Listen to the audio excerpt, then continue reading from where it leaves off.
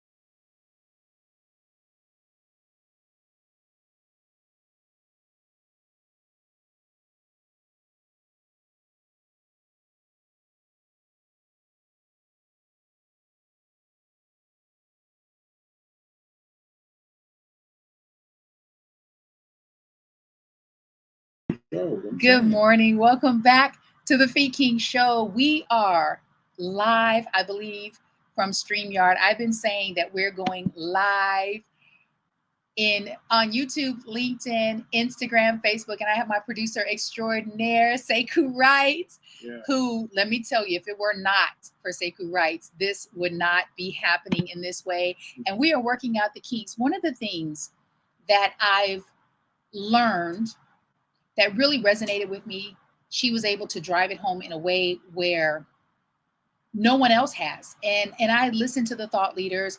I study the people, whether it's Gary Vee, there's so many, Les Brown, what's his name?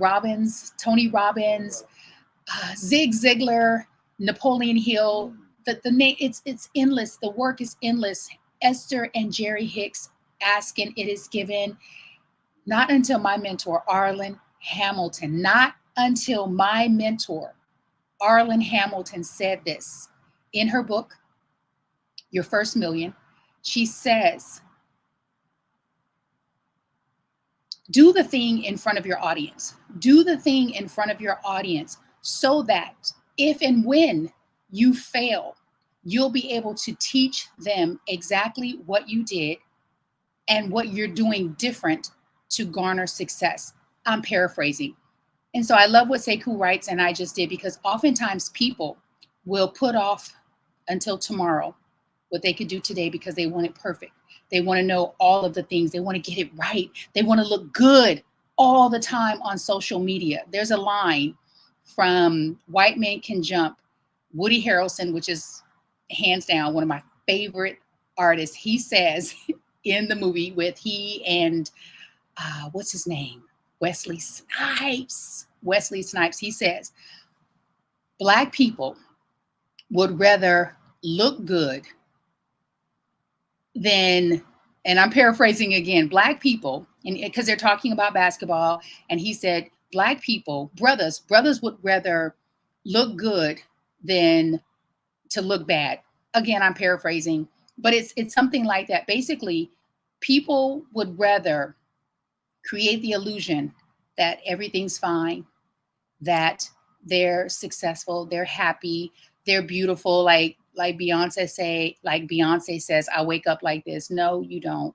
At least I don't. I don't wake up like this. I've got lights, I've got some makeup on, I've got a filter going on, because I don't always look like this. Most of the time I feel like this.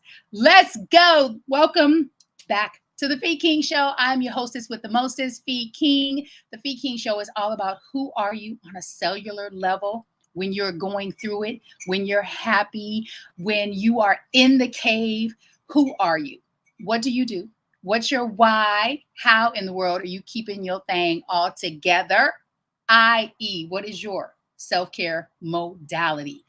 Happy day after Mother's Day. Who are you when you've lost a parent? Who are you when you may have not had the most magical relationship with your parent?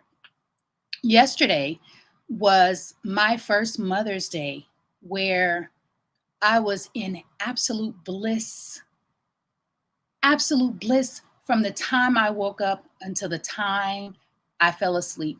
I had the most incredible day. I tend to forget that Mother's Day is happening because my mother transitioned in 2011, and there's a shift that occurs. And so I literally forgot about Mother's Day. And because Sekou has two mothers, I was able to honor them and wish them a happy Mother's Day. And then I got excited. I was like, you know what? Let me send out some text messages to some of the mothers that I know, whether they are, I sent a text to my auntie, my Aunt Nell on my father's side. I probably sent out 20 or 30 text messages. Sekou writes, and I attended virtual church with Rev Melissa, who's a mother. The service was, it hit me. It hit me in the most sweetest spot. We were outside running. It was raining. I turned church on because I said to Sekou, I said, I don't want to miss any of it today. I don't want to miss any of the service. I thought about my cousin Rosetta, who transitioned, who, when I say she was not a fan of Mother's Day. She wanted no parts of this holiday. Even though I knew that, I wanted to ensure that, at least in my mind, that I was the first one to wish her a magical, yummy, delicious Sunday. I wouldn't say Mother's Day mostly. I would say Sunday. And I thought about her, and I didn't get sad. And I thought, okay, I'm growing through the mourning process.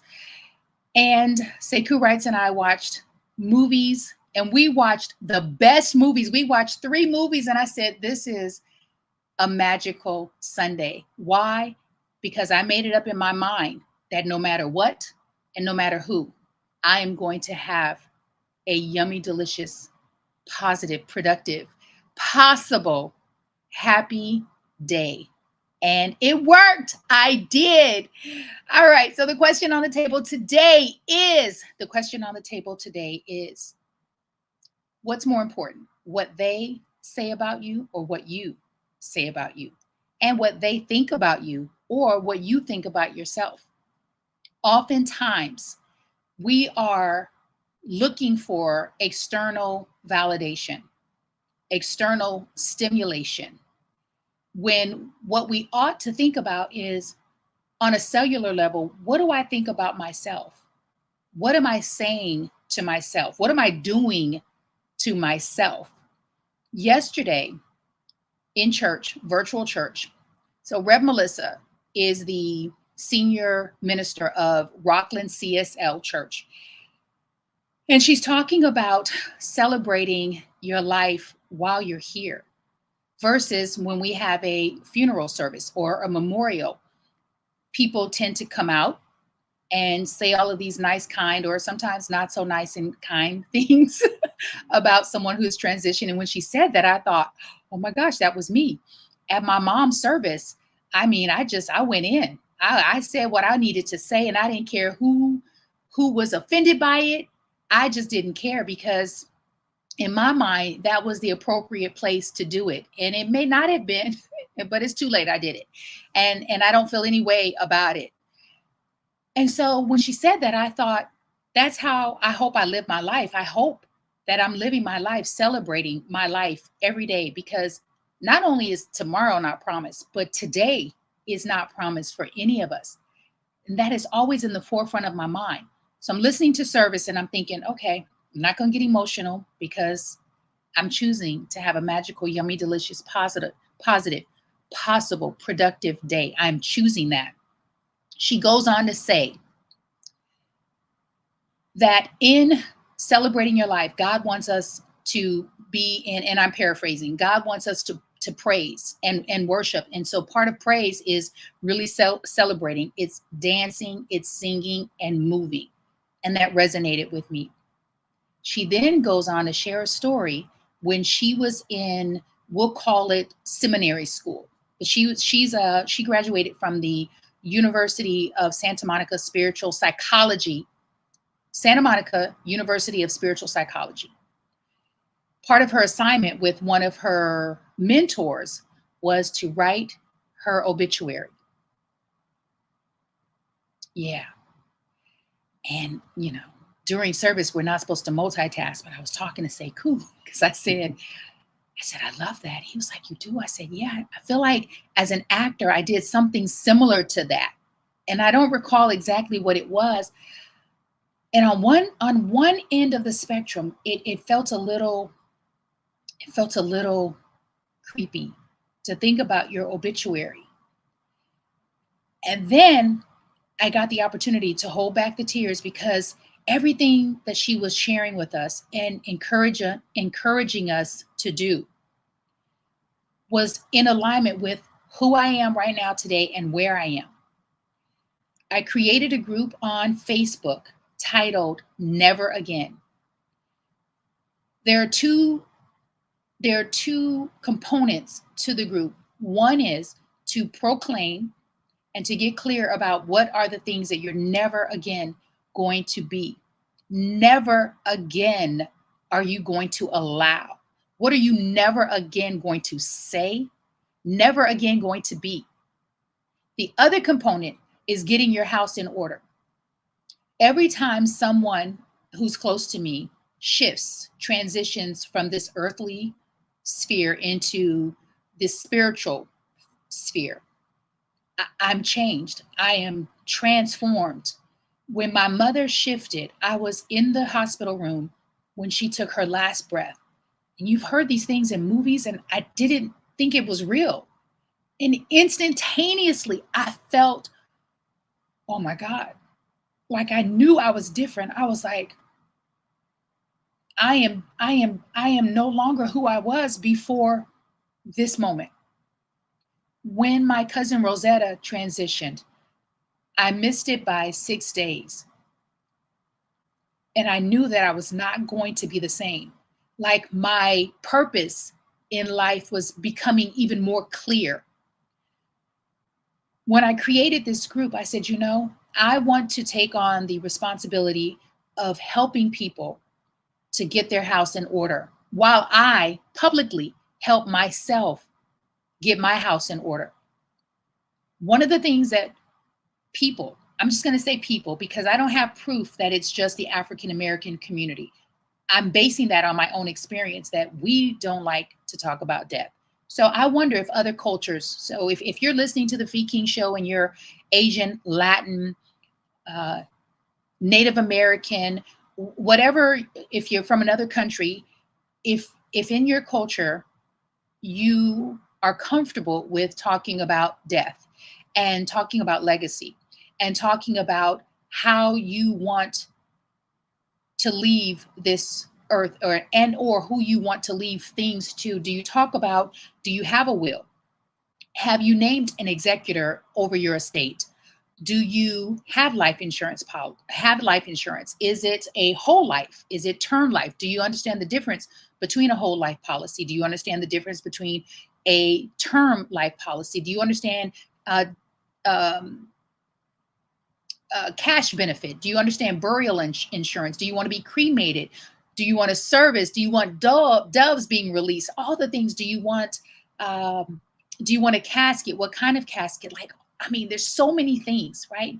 But while we're living this life, we actually get to make a decision on how we want our final days or how we want to be laid to rest. I thought about this when I spent time with my cousin Rosetta, and my cousin Rosetta and I were more like sisters. We had been having this conversation for years. I was clear because she told me how she wanted to be laid to rest. She was clear because I told her. She did so many things right. And then there are some things that she just didn't know to do. And now we're finding out after the fact. There are opportunities for us to create legacy upon legacy upon legacy if we simply would move out of our own way. And if we simply would understand that life is death. We did not come here to live forever. That is, I don't know of anyone who has accomplished that. Rev Melissa said that her assignment was to write her own obituary, and she resisted. She was like, I'm not doing that. That is not what I'm gonna do. Because she trusted the process, she did it, and she shared with us her obituary. So many of the things that she shared has come to pass. She wrote the obituary in 2012. Some things she manifested happened in 2018. Some things happened before 2012, which is when she wrote her obituary, and it was beautiful. Because as much as you think people know you, no one knows you like you. No one knows what you want the way that you know what you want. No one knows what you experienced while you were here the way that you did, because you lived it. I'm encouraging you, if you're open to this task, if you're open to this challenge, to join my group, Never Again, Never Again. Find it on Facebook. I wish I had the link, but I don't.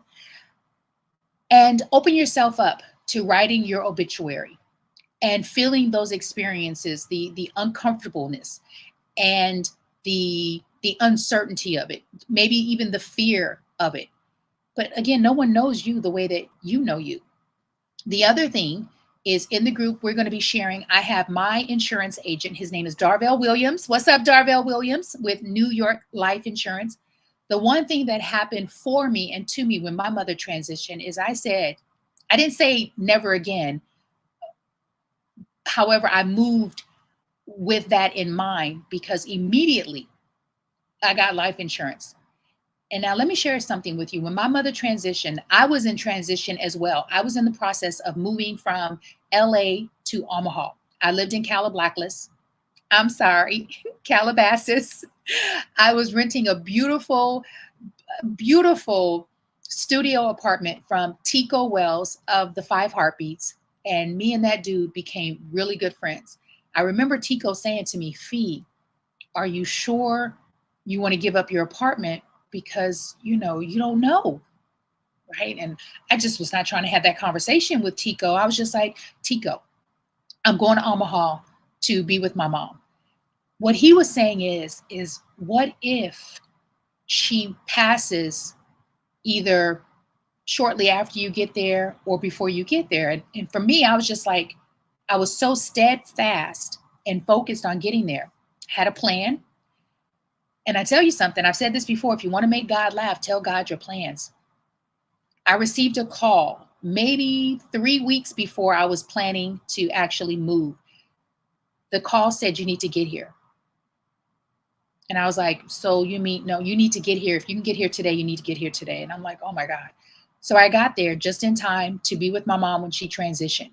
And Tico was right, because I gave up my apartment. So I technically was homeless. I made some calls.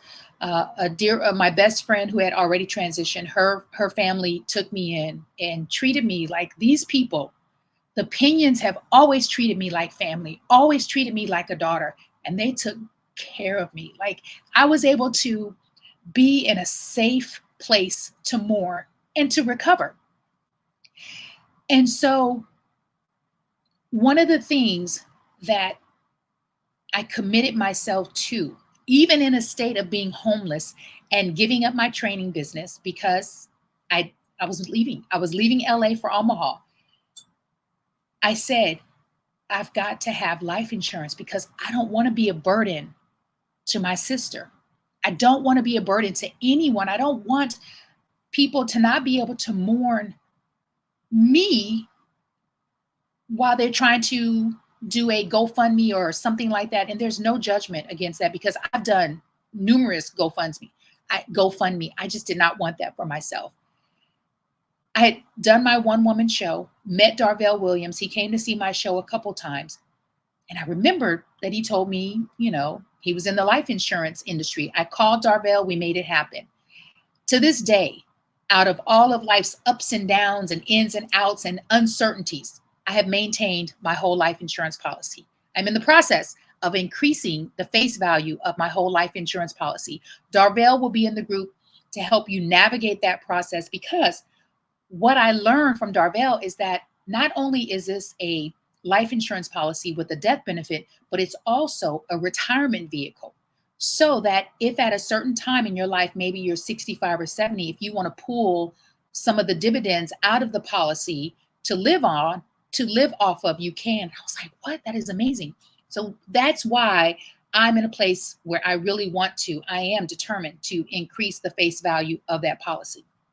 So in this group, I'll be sharing documents so that you too can really start to get your house in order and create legacy and wealth for people that you love, whether it's a nonprofit, whether it's a charitable organization, whether it's your children, your grandchildren, your aunties, your nieces, your nephews, great nieces and nephews, whether it's your friends. Like, it's time for us to start having those conversations. Sekou Writes said that he is going to accept the challenge to write his obituary, and we are doing that. We are going to write our own obituaries. And I want to know who out there feels really uncomfortable about that, but yet you're going to say yes and do it. You're going to be uncomfortable and do it anyway. Woo! I'm excited and I'm nervous because I'm like, what am I going to say about myself? What am I going to say about myself? But what I say about myself and what I think about myself is far more important than what anyone else out there can say and has said and thinks about me. Take that one on. Take that one on for size. All right, let's get into this hat game as we thank some of our sponsors. A couple people that I would like for you to follow is the one and only. Here we go, because I'm doing this on my own. Why? Because I can, right? We get to learn on the cup. I want you to follow I Am Rev. Just checking. Okay, you got it. Yay. Go ahead. Stalker Boo. That is Stalker Boo. If you don't know that guy is Sekou Writes of Get Rich 101. And he too is someone that I would like for you to follow. Sekou Writes teaches a class every Saturday, 11 a.m. Eastern Standard Time, titled The Weekend Hustle. This morning, because I said yes to being uncomfortable, because I said yes to starting where I am with what I am and starting over, I started to invest in stocks during COVID, which was the scariest, the most uncertain time for all of us. And I said yes. This morning, because I started taking his class and learning more about penny stocks, my stock was up. I actually sold and I made a profit of $3.72.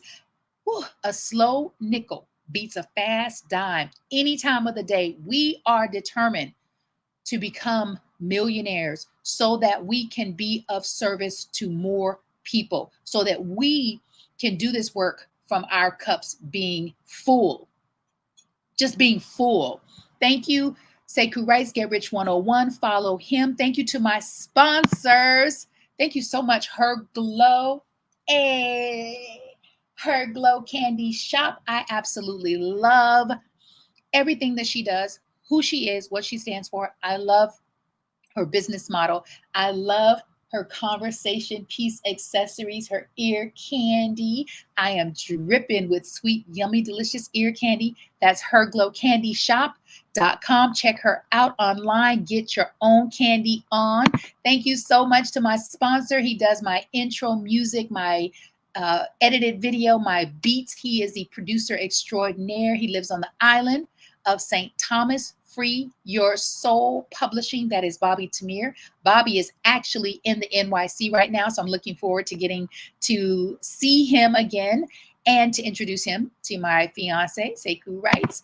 Thank you so much to me. Thank you, Fee King, for staying the course. Thank you, Fee King Holdings, for saying yes. Thank you, Fee King, for knowing when to pivot, even though it's scary, even though it makes me uncomfortable. Thank you, Fee King, for being an entrepreneur. Thank you, Fee King, for facilitating 5 day at a time fitness challenges. My next one is coming up next Monday. So we have 7 days to join that. That one is the wrap and snatch. Get your waistline right and tight. The wrap and snatch. Get your waistline right and tight. it right and tight. And thank you so much, Fee King, for going down the rabbit hole, figuring out ways that you can support women over the age of 40 right where they are. This coming Thursday, May 16th, is my first live class tutorial on wood tool therapy. I'm super excited about that. You can register today. It's Thursday, May 16th at 8 p.m. Eastern Standard Time. If for some reason you're not able to attend live or the entire class, it's going to be pre-recorded. So there are opportunities to take advantage of the pre-recorded webinar version. And let's see, what else do we have? I think we have one more thing. Let's see. Brand. Yes, I'm looking for that link. Sekou is reminding me of something else.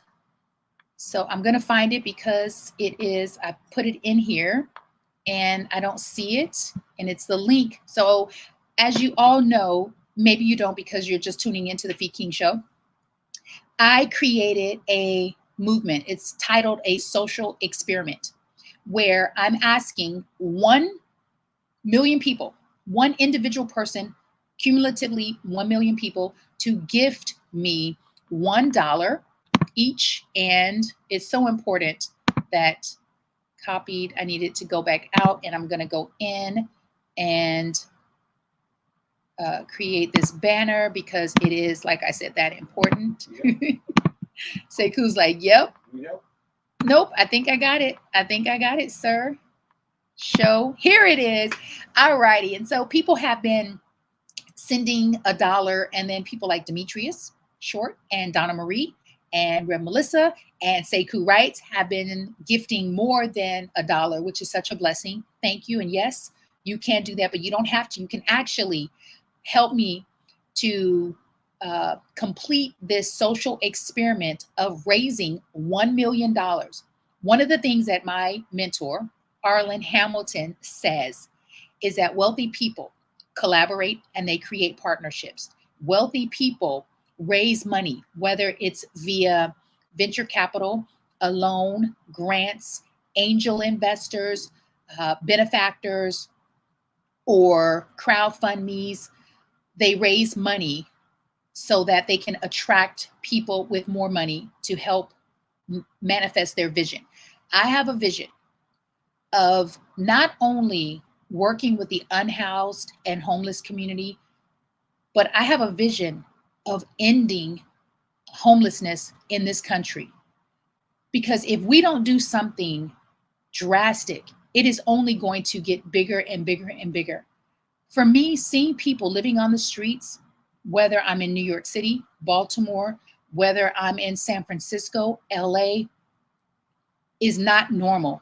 And it's becoming more normalized. Like, people are becoming a lot more desensitized to it. Like, oh, there's a person who lives on the street. Oh, there's a person who hasn't eaten in several days. Oh, there's a person who doesn't have shelter, clothing, water. No, I don't ever want that to be normal in my lifetime. And so I'm asking people to gift $1 through Ko-fi. Here's the link, write it down. 1 from 1 million people, social experiment. I'm then, because I'm doing this publicly, so I want you to see me fail and I want you to see me succeed. I want you to see me fail and I want you to see me succeed. However, there is no failure as long as you are making an attempt. So I've already succeeded because of the fact that I have the gall to do this. I'm then going to teach others how to manifest and implement their social experiment. I thank you in advance for your support. I thank you in advance for your belief. And I thank you in advance for thinking this girl's crazy. Because yes, I am. I'm actually crazy enough to believe that this will work. All right. This is the Fee King Show. We are going to be live on many more platforms, like I said, this month. And I didn't know the how, right? Because I know that the how is not my responsibility. The how is God's work. And God worked that thing out. God has been working things out on your behalf in the background. And I want you to acknowledge it and to believe it and to continue to trust the process. It is a process. And think about all of the things and all of the times that God has gotten you out of some things, because God has been working it out for you on your behalf in the background. and the forefront. This is the Fee King Show. I'm your hostess with the mostest, Fee King. It goes down, God willing, every Monday, Wednesday, Friday, 11:30 a.m. Eastern Standard Time until 12 noon. If you're interested in sponsoring the Fee King Show, which means you get your banner to scroll across the bottom or the top of the screen.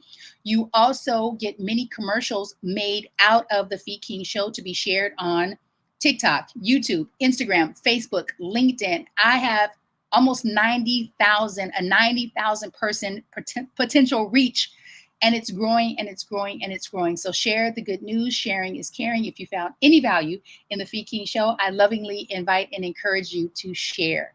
All right, I bid you life, love, peace, prosperity, possibility, positivity, not just for today or the rest of this week, but for your entire life condition. We're out. Peace.